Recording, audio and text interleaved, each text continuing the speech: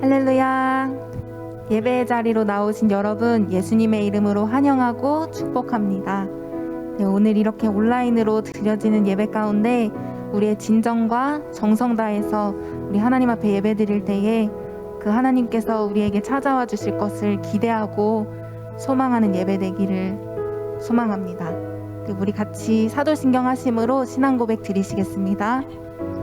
전능하사 천지를 만드신 하나님 아버지를 내가 믿사오며 그 외아들 우리 주 예수 그리스도를 믿사오니 이는 성령으로 잉태하사 동정녀 마리아에게 나시고 본디오 빌라도에게 고난을 받으사 십자가에 못 박혀 죽으시고 장사한 지 사흘 만에 죽은 자 가운데서 다시 살아나시며 하늘에 오르사 전능하신 하나님 우편에 앉아 계시다가 저리로서 산자와 죽은 자를 심판하러 오시리라.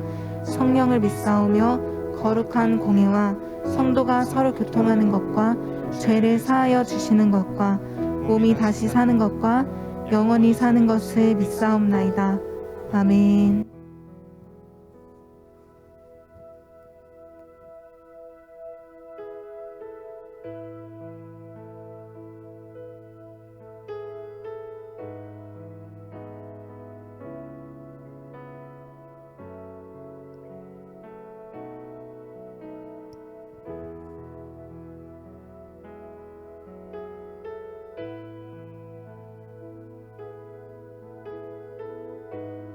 오늘도 연약한 우리 가운데 찾아오신 주님을 찬양합시다. 우리 함께 고백합시다. 나 같은 죄인 살리신 나 같은 죄인 살리신 주의 놀라와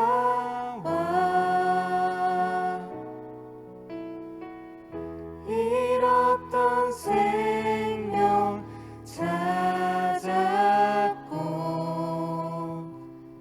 광명을 얻었네. 큰 죄악에서 번지신 큰 죄악에서 건지신 주의 고마워.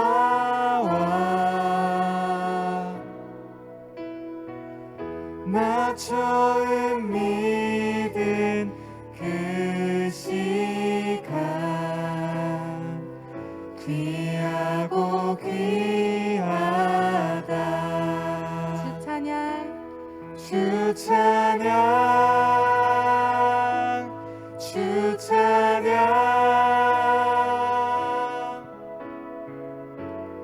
내 마음 다해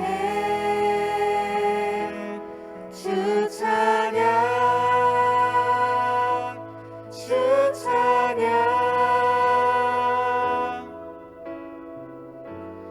내 생명 다해. 우리 처음부터 고백합시다. 나 같은 죄인 살리신 나 같은 죄인 살리신 주의 놀라와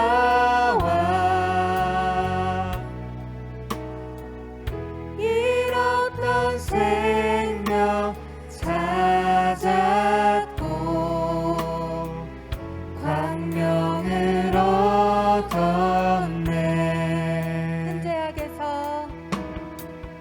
큰 죄악에서 건지신 주의 고마워.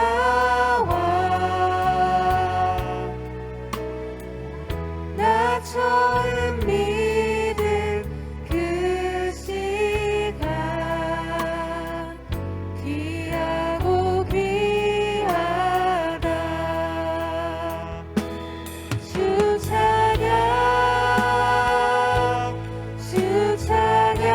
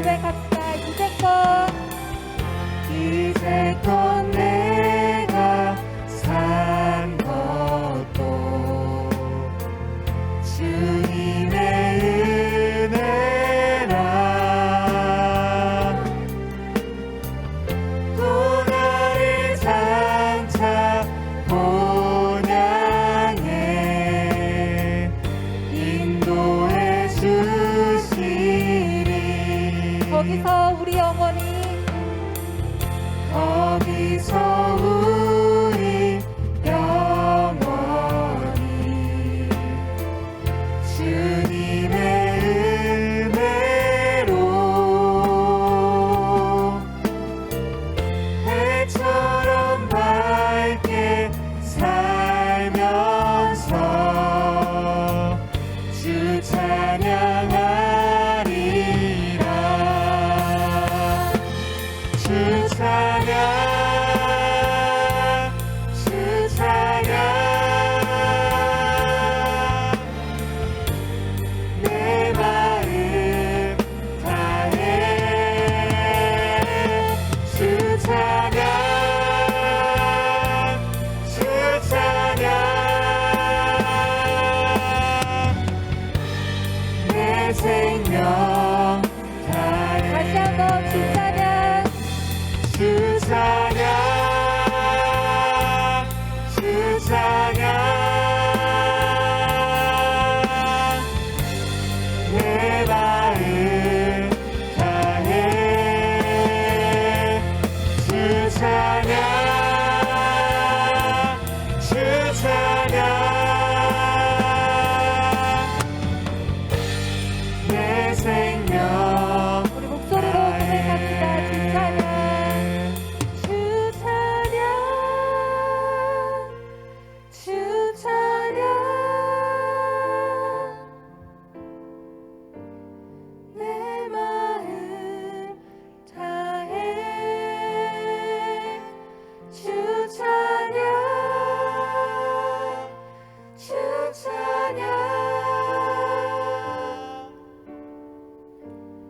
내 생명 다해. 우리를 구원하신 주님을 찬양합니다.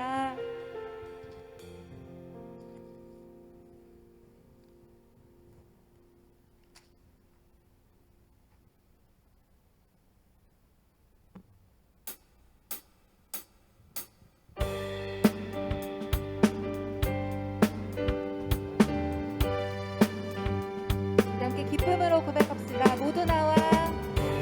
나와 주 경배 안에 인도하신 부르심 따라 우리의 힘과 계획을 내려놓고 주님만 바라보네.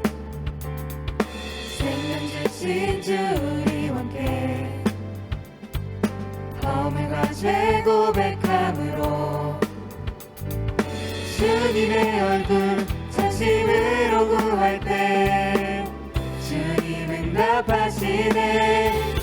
이곳에서 주님을 예배하네.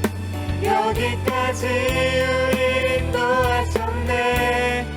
주의 크신 능력 우리 붙드셨네. 주님 앞에 나올 때 이곳에서 우리는 예배하네. 행하신 일 다 함께 노래하네. 우리를 돌이키시는 주의 계획 이곳에 세우셨네. 우리 위해.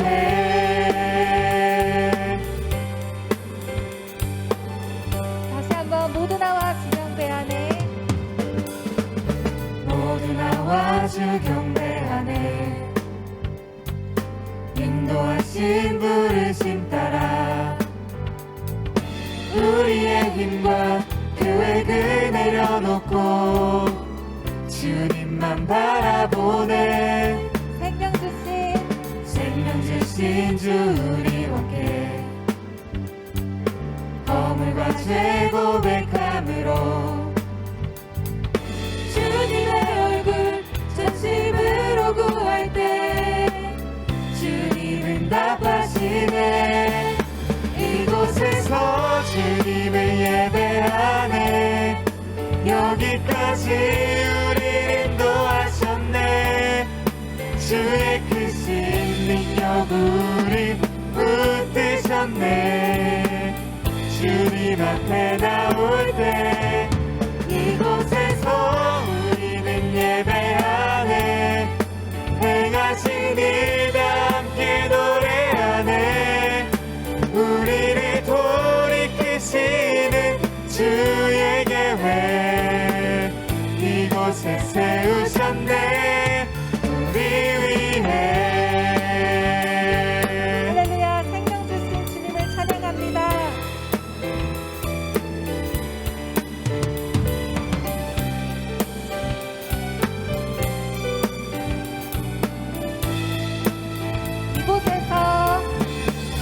이곳에서 주님을 예배하네.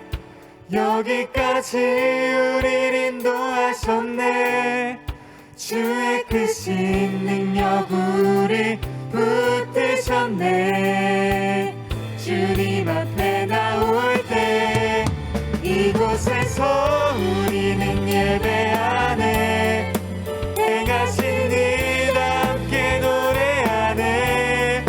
우리를 돌이키시는 주의 계획 이곳에 세우셨네. 우리 위해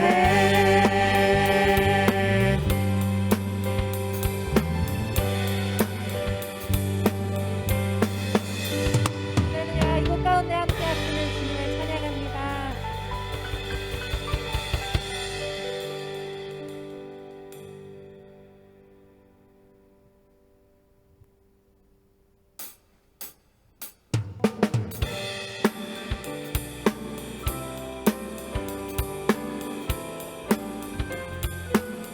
함께 박수치며 우리를 구원하신 그 십자가 사랑을 함께 찬양합시다.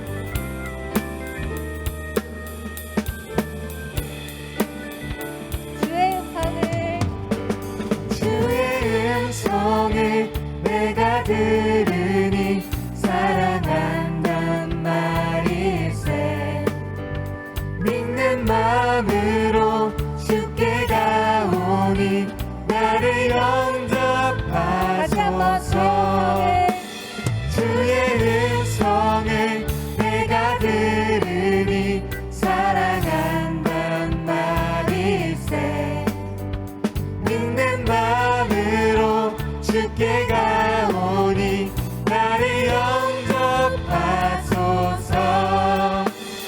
내가 매일 십자가 앞에 더 가까이 가오니 구세주의 흘린 보배 피로써 나를 정케 하소서. 주여 넓으신 은혜 베푸사 나를 받아주시고 나의 품은 뜻 주의 뜻같이 되게 하여 주소서. 내가 매일 십자가 앞에 더 가까이 가오니 구세주의 흘린 보배 피로써 나를 정케 하소서. 내가 매일 십자가 앞에 더 가까이 가오니 구세주의 흘린 보배 피로써 나를 정케 하소서. 보좌로 나갈 때에 어찌하니 기쁠까. 주의 얼굴이 항상 배우니 더욱 친근합니다. 우리 구주의 넓은 사랑을 증량할 자 없으며 주가 주시는 참된 기쁨도 헤아릴 수 없도다. 내가 매일 십자가 앞에 더 가까이 가오니 구세주의 흘린 보배 피로써 나를 정케 하소서. 내가 매일 십자가 앞에 더 가까이 가오니 구세주의 흘린 보배 피로써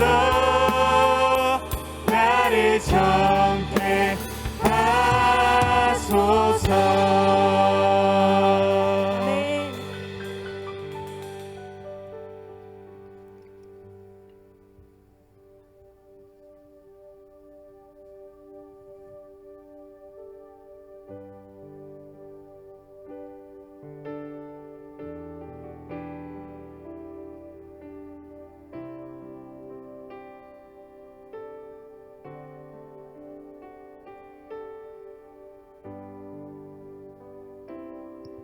정결한 마음 주시옵소서.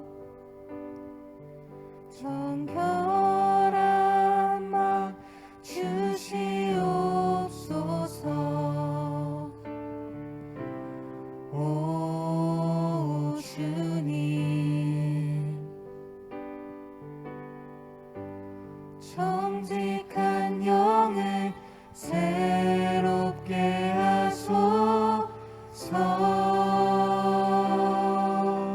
다시 한번 정결한 마음 주시옵소서.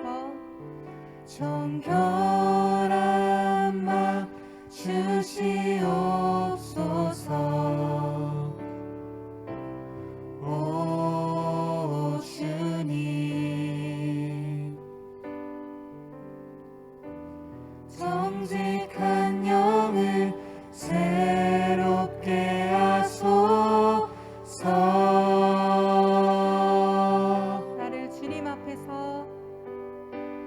나를 주님 앞에서 멀리 하지 마시고 주의 성령을 거두지 마옵소서.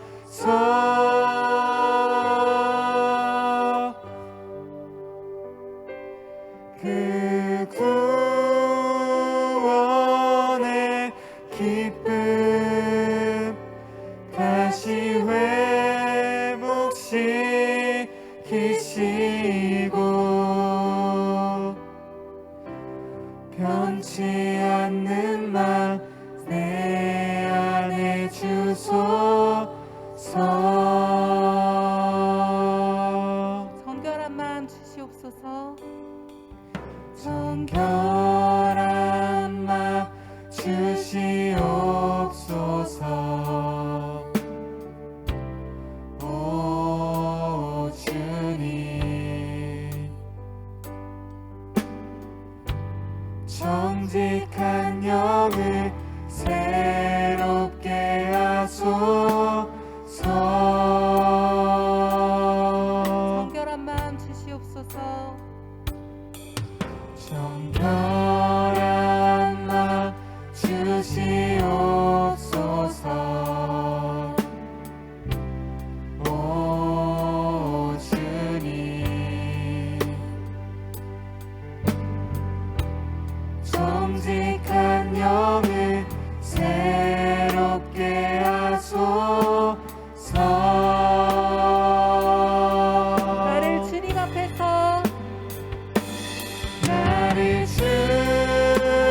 앞에서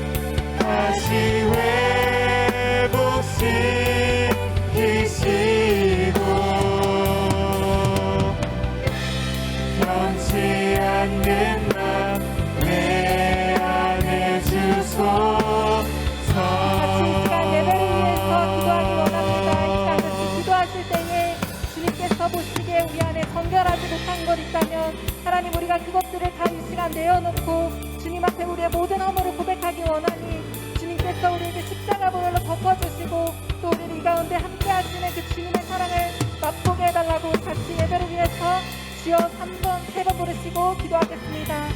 주여 주여 주여. 주님 감사합니다. 오늘은 예배 가운데 우리를 불러주시고 이렇게 주님을 찬양하게 하시니 감사합니다.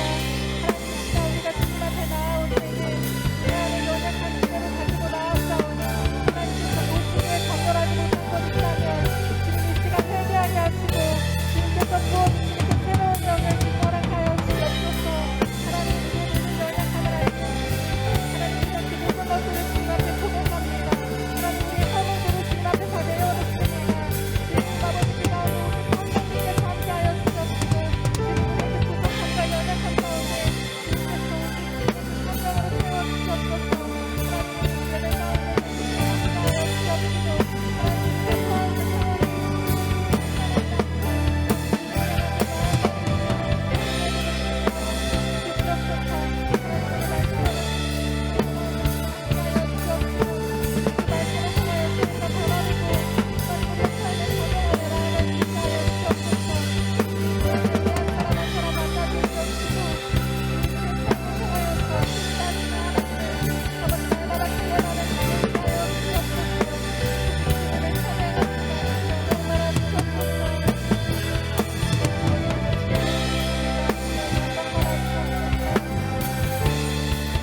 다시 한번 고백하겠습니다. 나를 주님 앞에서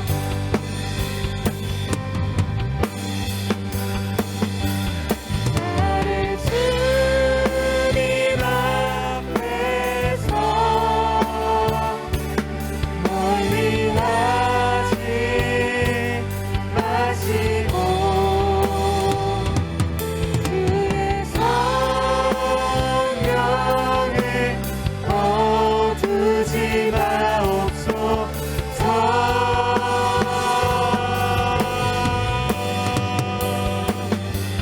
그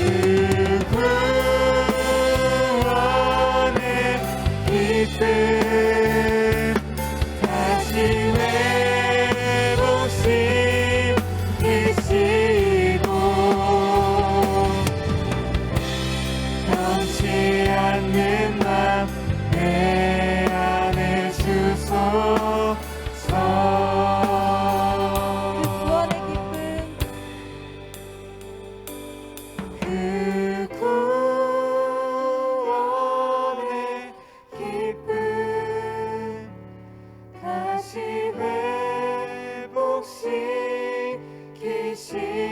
회복시키시고 변치 않는 맘 내 안에 주소서.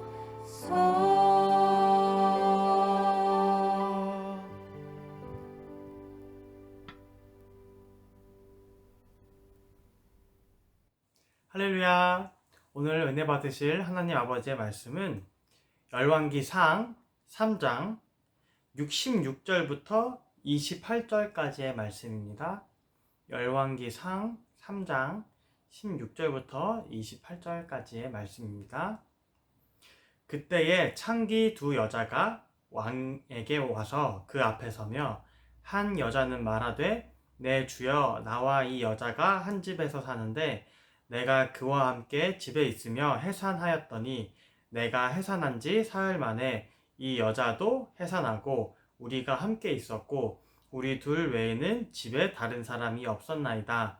그런데 밤에 저 여자가 그의 아들 위에 누우므로 그의 아들이 죽으니 그가 밤중에 일어나서 이 여종 내가 잠든 사이에 내 아들을 내 곁에서 가져다가 자기의 품에 누이고 자기의 죽은 아들을 내 품에 누였나이다. 아침에 내가 내 아들을 젖 먹이려고 일어나 본즉 죽었기로써 내가 아침에 자세히 보니 내가 낳은 아들이 아니더이다 하매 다른 여자는 이르되 아니라 산 것은 내 아들이요 죽은 것은 내 아들이라 하고 이 여자는 이르되 아니라 죽은 것이 너의 아들이요 산 것이 내 아들이라 하며 왕 앞에서 그와 같이 쟁론하는지라. 왕이 이르되 이 여자는 말하기를 산 것은 내 아들이요 죽은 것은 내 아들이라 하고, 저 여자는 말하기를 아니라 죽은 것이 내 아들이요 산 것이 내 아들이라 하는도다 하고, 또 이르되 칼을 내게로 가져오라 하니 칼을 왕 앞으로 가져온지라. 왕이 이르되 산 아이를 둘로 나누어 반은 이 여자에게 주고 반은 저 여자에게 주라. 그 산 아들의 어머니 되는 여자가 그 아들을 위하여 마음이 불붙는 것 같아서 왕께 아뢰어 청하건대 내 주여 산 아이를 그에게 주시고 아무쪼록 죽이지 마옵소서 하되, 다른 여자는 말하기를 내 것도 되게 말고 내 것도 되게 말고 나누게 하라 하는지라. 왕이 대답하여 이르되 산 아이를 저 여자에게 주고 결코 죽이지 말라. 저가 그의 어머니이니라 하매, 온 이스라엘이 왕이 심리하여 판결함을 듣고 왕을 두려워하였으니 이는 하나님의 지혜가 그의 속에 있어 판결함을 봄이더라. 아멘. 할렐루야. 오늘 우리가 함께 읽은 이 말씀의 본문은 우리가 너무나도 잘 알고 있는 본문입니다. 성경 인물 중에서 아마 누가 가장 유명할까 하면서 몇 사람을 꼽자면 아마 예수님, 그리고 다윗 왕, 그리고 아마 솔로몬 왕일 것입니다. 솔로몬 왕은 우리 TV 프로그램에서도 이 솔로몬이라고 하는 이름으로 이 솔로몬의 재판이라고 하는 TV 프로그램이 있을 정도로, 사실 이 솔로몬이라고 하는 이 사람은 정말로 지혜의 상징이고 아주 똑똑하고 정말로 부와 영광을 인간이 가장 누릴 수 있을 만큼의 엄청난 영광을 누렸던 사람입니다. 그리고 이 솔로몬의 그런 지혜를 정말로 잘 나타내는 그 장면이 바로 오늘 솔로몬의 재판 장면입니다. 성경에서는 솔로몬이라고 하는 이 왕이 너무나도 똑똑하고 정말로 총명한 사람이라는 것을 여기저기 많이 나타내고 있습니다.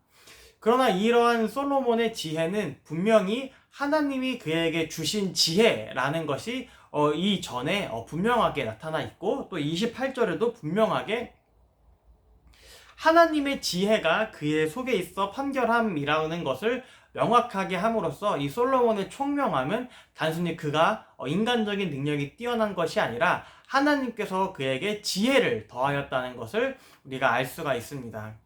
그러나 단순히 이 성경책이라고 하는 것이 단순히 우리가 하나님께 기도하였고 우리가 하나님께 많은 능력을 받았습니다 라는 것에서 단순히 끝나는 책일까요? 성경책이라고 하는 이 책은 사실은 어떤 한 사람의 이야기를 다루고 여러 인물들의 이야기를 다루지만 사실은 그 인물들의 이야기가 전부는 아닙니다. 그 인물들이 정말로 능력이 뛰어났다, 또 어떤 인물들이 놀랍도록 총명했다, 또 어떤 인물들이 정말로 놀랄 만큼의 기적을 일으켰다, 어떤 인물들이 믿음이 엄청나게 좋았다, 어떤 인물들이 기도를 정말로 열심히 해서 막 놀랄 만큼의 막 기적과 이적이 막 일어났다라는 이야기들이 적혀 있지만, 그런 이야기들은 사람을 높이기 위한 이야기가 아니고 오로지 하나님에 대한 이야기가 바로 이 성경책입니다. 그렇다면 이 하나님에 대한 이야기, 하나님의 사랑에 대한 이야기, 예수 그리스도에 대한 이야기로 가득한 이 성경책에 과연 이 솔로몬의 재판이 나타나 있는 이유는 무엇일까요? 이 솔로몬의 재판은 열왕기상 3장에 나타나 있는데요. 이 열왕기 3장에 이 솔로몬의 재판이 나타나기 바로 이전에 어떤 일이 일어났냐면, 솔로몬이 왕위에 등극해서 애굽의 왕 바로와 혼인 관계를 맺었다고 나타나 있습니다. 즉 애굽 왕에 있는 공주를 데려다가 결혼을 한 것이에요. 이것이 솔로몬의 입장에서는 굉장히 똑똑한 생각이었다고 자신을 생각할 수도 있어요. 왜냐면은 애굽은 당시에 굉장히 강대국이었기 때문에 애굽의 공주와 혼인 관계를 맺었다는 것은 정략적으로 동맹 관계에 있었다는 것을 나타내는 나타내는 것이거든요. 그러나 하나님께서는 분명히 이방 민족들과의 결혼을 결코 금기시하셨습니다. 그 이유는 그 이방 민족들과 결혼을 하면서 그들의 이방 민족들이 섬기고 있었던 그런 우상 문화들이 이스라엘 사람들과 섞이는 것을 경계하셨기 때문입니다. 그가 자신이 이스라엘을 다스리는 것을 너무나도 자신의 능력이 너무 부족함을 느끼고 하나님에게 간구하기 시작합니다. 하나님 아버지, 내가 이 이스라엘의 왕이 되기에는, 내가 이스라엘에 있는 모든 사람들의 이야기를 듣기에는 제가 너무나도 부족한 사람이오니 제가 이스라엘을 잘 다스릴 수 있도록 주님, 저에게 지혜를 허락해 주세요. 주님, 저에게 듣는 마음을 허락해 주세요. 라는 이야기를 합니다. 그리고 나서 하나님께서는 그의 마음을 보시고 놀랄 만큼 기뻐하시면서 솔로몬에게 정말로 놀라운 지혜를 선물로 주십니다. 그리고 나서 바로 그 다음에 첫 번째로 등장하는 장면이 바로 이 솔로몬의 재판입니다.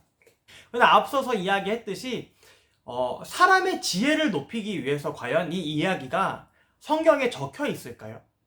단순히 사람을 높이기 위해서, 사람의 지혜를 찬양하기 위해서 우리가 기도했더니 하나님이 나에게 놀라운 그 지혜를 주셨습니다 라는 그 이야기가 단순히 이 성경에 적혀 있었을까요? 아닙니다. 사실은 이 솔로몬의 재판에서도 사실 우리는 하나님의 사랑을 우리가 찾아볼 수가 있습니다. 하나님이 우리를 얼마만큼 사랑하시는지를 우리는 바로 이 이야기를 통해서 알아볼 수가 있는 것입니다. 이 이야기는 두 여자가 등장하는 것으로 시작이 됩니다.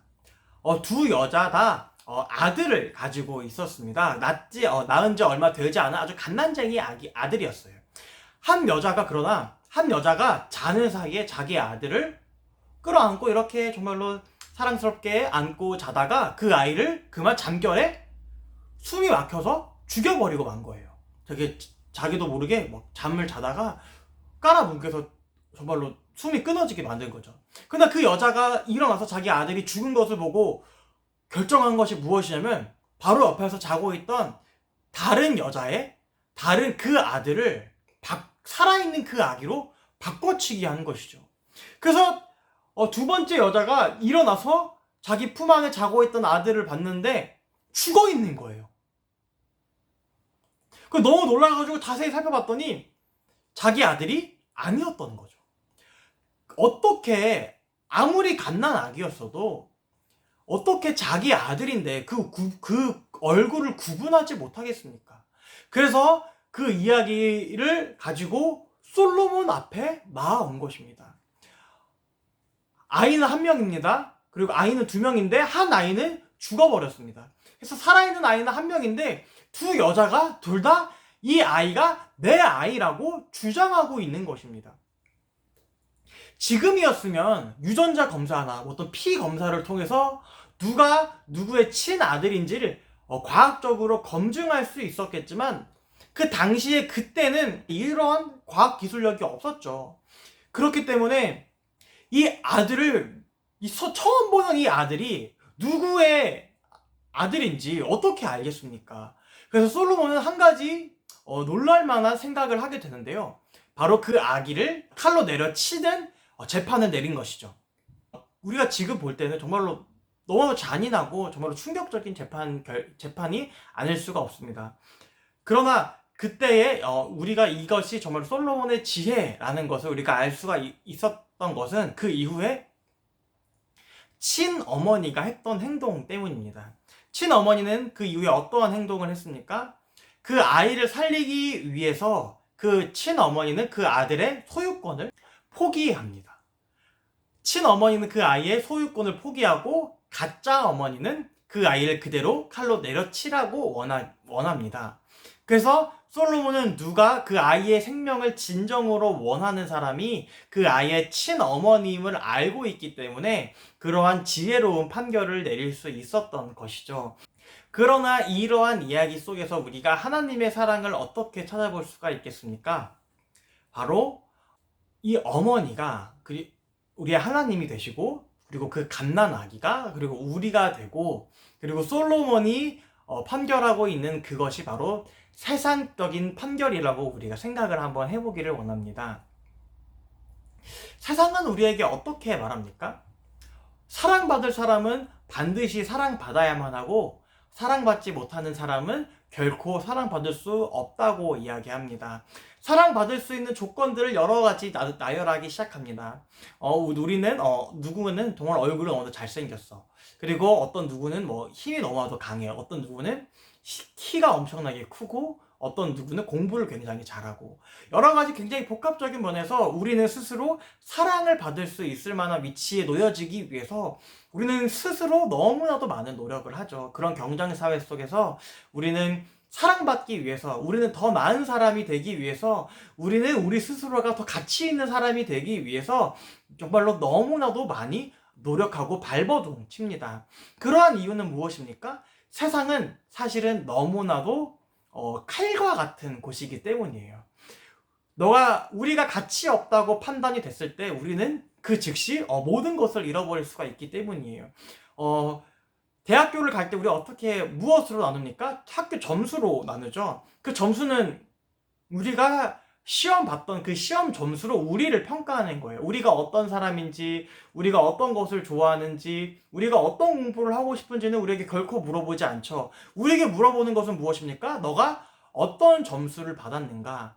그리고 그런 점수로 인해서 세상은 우리에게 너가 어떤 학교에 갈 수 있다고 우리에게 대답해 주죠. 우리가 학교에 들어가서도 마찬가지입니다. 우리가 학교에서 어떠한 활동을 했는지는 우리가 학교에서 얼마나 행복한 시간을 보냈는지, 우리가 학교에서 친구들과 얼마나 즐거운 시간을 보냈는지, 내가 학교에서 얼마나 많은 추억을 만들었는지는 세상은 우리에게 관심을 가져주지 않습니다. 세상이 우리에게 관심 가지는 것은 어떠한 부분입니까? 나의 학점이 몇 점인지, 내가 대외 활동을 얼마나 많이 했는지, 우리가 취업 준비를 하기 위해서 얼마나 어떠한 활동들을 했는지, 그런 것들을 우리에게 물어보죠. 그럼 우리에게 취직할 때도 마찬가지입니다. 우리가 취직할 때 우리에게 어떤 것들을 바랍니까? 너의 학점은 어떠했느냐? 너의 영어 점수는 몇 점이니? 너가 우리 회사에 들어오기 위해서 너가 했던 활동들은 어떤 것이 있는지, 그런 것들을 우리에게 물어봅니다. 세상은 너무나도 칼과 같습니다. 우리에게 너는 사랑받을 만한 가치가 있느냐? 라는 것을 우리에게 끊임없이 질문하죠. 세상은 그 정도로 칼과 같은 곳입니다. 아마도 솔로몬이 이 아이를 칼로 내려치라고 이야기하는 것은 세상이 우리에게 내리는 판결과 같습니다. 그 아이가 누구의 아이인지는 사실은 관심이 없는 것이죠. 이 어머니의 아들이어도, 그리고 저 어머니의 아들이어도 사실은 세상은 크게 관심이 없습니다. 심지어는 그 아이의 생명에도 세상은 크게 관심을 가지지 않습니다. 단순히 이 어머니의 아들인지도 잘 모르겠고 저 어머니의 아들인지도 잘 모르겠으니 이 아이를 반으로 갈라 양쪽 어머니에게 반씩 주는 것이 가장 현명하고 이치에 밝은 것이 아니냐, 그것이 가장 칼과 같이 정확한 것이 아니겠느냐라고 말하는 것이 세상적인 관점일 수가 있겠습니다. 그리고 세상은 우리에게 그러한 관점으로 우리를 대합니다. 그러나 하나님은 우리를 어떻게 대하고 계십니까? 하나님은 우리가 다른 어머니, 즉 마귀의 손에 넘어가는 한이 있더라도 우리의 생명을 보존하는 것에 하나님의 관점이 가 있습니다. 하나님은 자신이 우리를 잃어버리는 한이 있다고 할지라도 하나님께서는 우리의 목숨을 살리는 것에 그 관점이 가 계십니다. 하나님이 가장 중요하게 생각하는 것은 자기 자신의 안위도 아니고, 자기가 잘 먹고 잘 사는 것도 아니고, 내가 행복한 것도 아니고, 하나님이 정말로 중점적으로 관심 있게 생각하고 계시는 것은 바로 우리가 살아날 수 있는 방법이라고 하는 것입니다. 그 아이가 그 자리에서 살아날 수 있는 유일한 방법은 어디에 있겠습니까? 바로 그 어머니가 자신의 양육권을 포기하는 것. 바로 그것이 그 아이가 살아날 수 있는 유일한 방법이었습니다. 그래서 그 친어머니는 자기가 그 아이를 키우지 않는 한이 있더라도, 자기가 평생 그 아이의 얼굴을 다시 보지 못하는 한이 있더라도 그 아이를 살릴 수 있는 유일한 길이 나의 양육권을 포기하는 일이기 때문에 주저없이 그 아이의 양육권을 포기하는 모습을 우리는 이 성경 말씀을 통해서 알아볼 수가 있습니다. 그러나 마귀는 어떠한 판결을 내립니까? 어떠한 판결을 원합니까? 맞습니다. 그 아이를 칼로 내려치십시오 라고 이야기합니다. 마귀는 우리의 생명, 죽는 것을 원하는 존재들이죠. 이러한 존재가, 이러한 상황이 놓여질 수 있도록 만든 것도 마귀이며, 우리의 목숨을 죽이기 위해서 이러한 일들까지 벌인 것이 사실은 마귀입니다. 그러나 하나님께서는 우리의 생명을 보존하시고 우리의 생명을 지키시기 위해서 그 자신의 양육권을 포기하는 그 어머니의 마음과 같은 것이 바로 하나님의 마음이라고 하는 것입니다. 그래서 하나님은 어떠한 일을 우리에게 말씀하셨습니까? 이스라엘 백성들이 포로기에 끌려갔습니다. 포로기가 되어서 그 나라가 멸망하여서 그 나라가 그 이스라엘 백성들이 바벨론의 포로로 다 잡혀 들어가는 일이 있었습니다. 그런 가운데 하나님께서는 이 성경 말씀을 통해서 이스라엘 백성들에게 이렇게 말씀하고 계십니다. 너희들이 살아날 수 있는 유일한 방법이다. 너희들이 지금 포로 생활을 하고 있는 그것이 너희들이 유일하게 살아날 수 있는 방법이다 라고 말씀하고 계시는 것입니다. 그럼 우리 이 이야기를 지금 우리에게 한번 이야기해 볼까요? 우리는 지금 우리가 살아가는데 사실 너무나도 많은 고난과 고민들을 하면서 살아가고 있습니다. 하나님은 분명히 좋으신 하나님이신데, 하나님은 분명히 너무 사랑스러우신 하나님이신데, 왜 내 인생은, 내가 목표한 내 인생은 왜 내 맘 같지가 않을까? 나는 아무리 열심히 노력하고 있는데 왜 내 시험 성적은 그렇게 좋지가 않을까? 왜 나는 이렇게 불행한 가정에 태어났을까? 나는 이렇게 아무리 노력해도 나아지는 것이 없을까? 왜 나는 친구들에게 이렇게 괴롭힘을 당할 수밖에 없을까? 여러 가지 상황들 가운데 우리는 인생의 많은 문제들을 가지고 살아가고 있죠. 그러나 우리가 분명하게 알아야 할 것은 하나님은 우리를 너무나도 사랑하고 계신다는 것입니다. 우리가 지금 어떠한 상황 가운데 놓여 있던지 하나님은 우리를 너무나도 사랑하고 계시고 너무나도 좋으신 하나님이시라는 것입니다. 그리고 우리가 이러한 상황 가운데 놓여지고 있는 바로 이것이 하나님이 우리의 목숨을 보존하시기 위한 유일한 길이라고 하는 것입니다. 우리가 지난주에 이어서 우리의 삶에 다가오는 고난과 문제들에 대해서 우리가 다양한 말씀들을 통해서 우리가 알아보기를 원했는데요. 하나님은 정말로 우리에게 좋으신 하나님이시기를 원합니다. 또한 하나님께서는 정말 우리를 너무나도 사랑하시는 하나님이시기를 원합니다. 그래서 하나님께서는 우리를 사랑하시고 우리를 살리시기 위해서 그 유일한 방법인 자신의 독생자이신 예수 그리스도를 2000년 전에 십자가에 못 박혀 돌아가시게 하시고 또 부활시키심으로 인해서 우리의 모든 죄를 해결하셨습니다. 그러므로 인해서 우리는 이제 예수 그리스도를 믿기만 하면 우리는 구원받을 수 있고 우리는 천국에 올라갈 수가 있습니다. 그리고 우리는 단순히 우리가 죽고 나서 천국에 가는 것이 끝이 아니고 우리는 지금 살아가고 있는 우리의 삶에서도 여전히 우리는 천국을 맛볼 수 있습니다. 바로 우리가 하나님의 임재함을 받을 때, 우리가 예수 그리스도와 함께 동행할 때, 우리가 성령 하나님과 우리 성령님의 인도하심을 받으며 우리가 나아갈 때에 우리는 지금 이 땅에서도 우리가 천국을 맛볼 수가 있습니다. 우리의 삶은 여전히 회복의 가능성이 있다는 것입니다. 우리의 삶은 개선되어질 수 있습니다. 우리가 예수 그리스도를 믿고 우리가 성령님의 인도하심으로 말미암아 우리가 살아나갈 때 우리 삶에 있는 모든 고난과 문제들은 사실 전부 다 해결될 수 있는 것입니다. 우리가 하나님을 믿는 것, 우리가 하나님을 더 절실하게 의지하게 만드는 것이 지금 우리에게 다가오는 이러한 고난의 문제들의 원인입니다.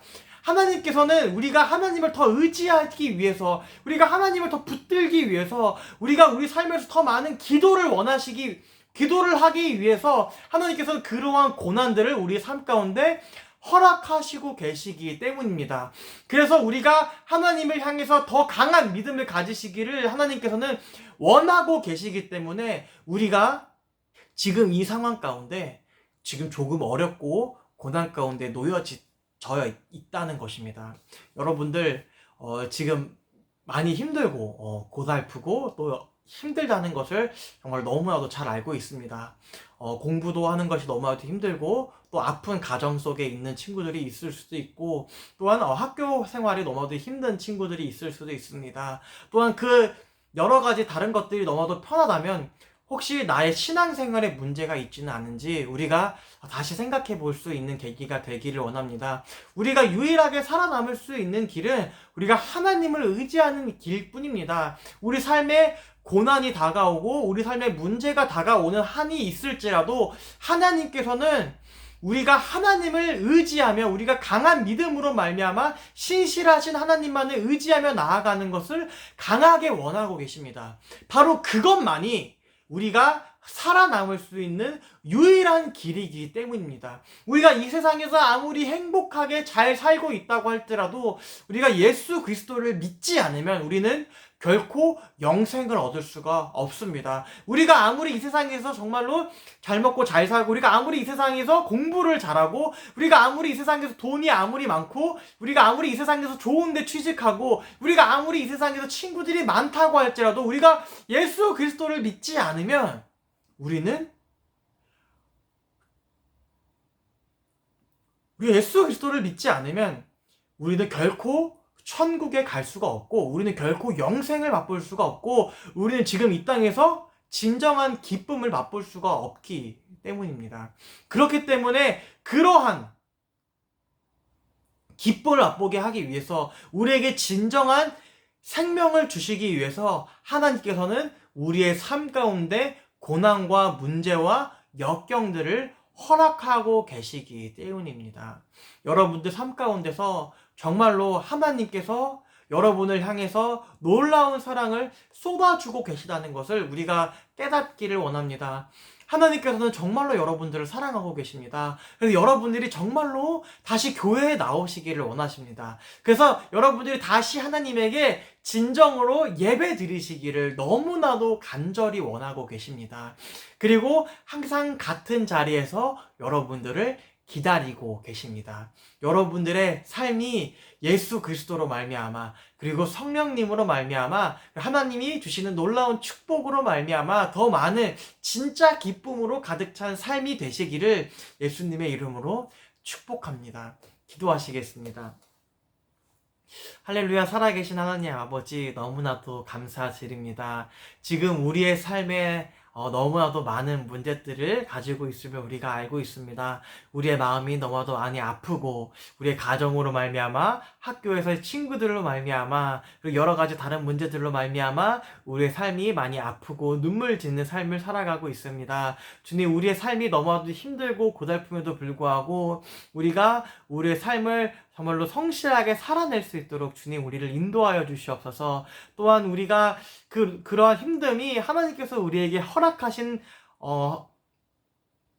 고난임을 우리가 인지하게 하여 주셨고, 우리가 그러한 고난들을 이겨낼 수 있는 방법으로 우리가 하나님을 의지하며 예수 그리스도와 동행하며 성령님의 인도하심을 받으며 우리가 살아갈 수 있는 우리들 되게 하여 주시옵소서. 또한 하나님 아버지 앞에서 기도하며 또 말씀을 읽으며 우리의 마음을 무장하며 하나님이 어떠한 분이신지를 정말로 조금씩 깨달아 나아가는 우리 중고등부 친구들이 될 수 있기를, 또한 그 마음 가운데 아픈 마음들 치유하여 주셨고, 아픈 마음들 회복하여 주셨고, 위로하여 주셨고, 또한 몸이 많이 아픈 친구들의 몸을 회복시켜 주시옵소서.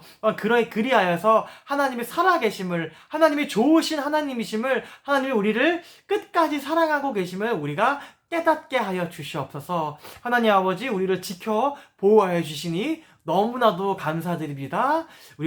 우리와 함께 하여 주시고, 우리를 더욱더 우리와 동행하셔서 우리가 주님의 능력으로 말미암아 우리가 이 세상을 담대하게 살아갈 수 있도록 저희와 함께하여 주시옵소서. 감사합니다. 예수 그리스도의 이름으로 기도드립니다. 아멘. 할렐루야. 다음에 봅시다. 다음 주에 봐요. 안녕.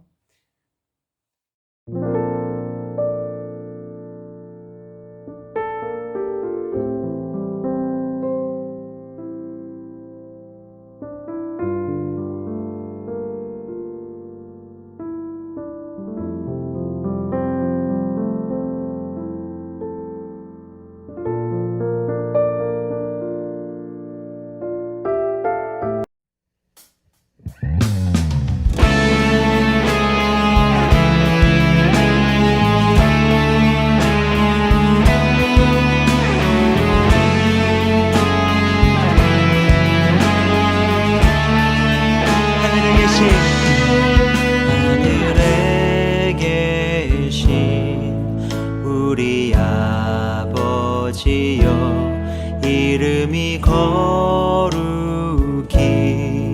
여김을 받으시며 아버지의 나라가 임하옵시며 뜻이 하늘에서 이루어진 것 같이 땅에서도 이루어지게 하소서. 함께 선포합니다. 나라와 권세와 영광이 아버지께 영원히 있사옵나이다. 나라와 권세와 영광이 아버지께 영원히 있사옵나이다. 아멘.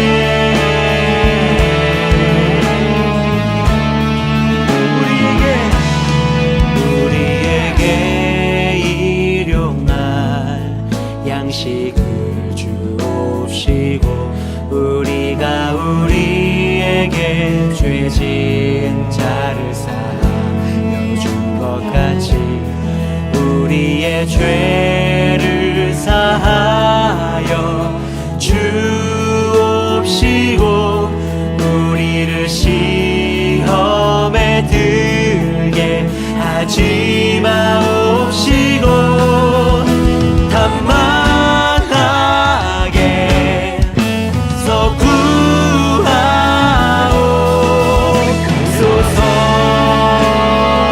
주여 우리를 순결한 백성으로 세워주옵소서. 나라와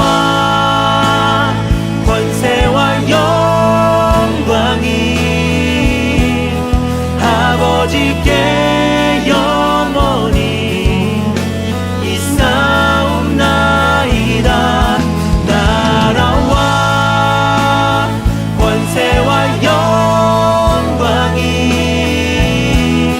아버지께 영원히 있사옵나이다. 아멘.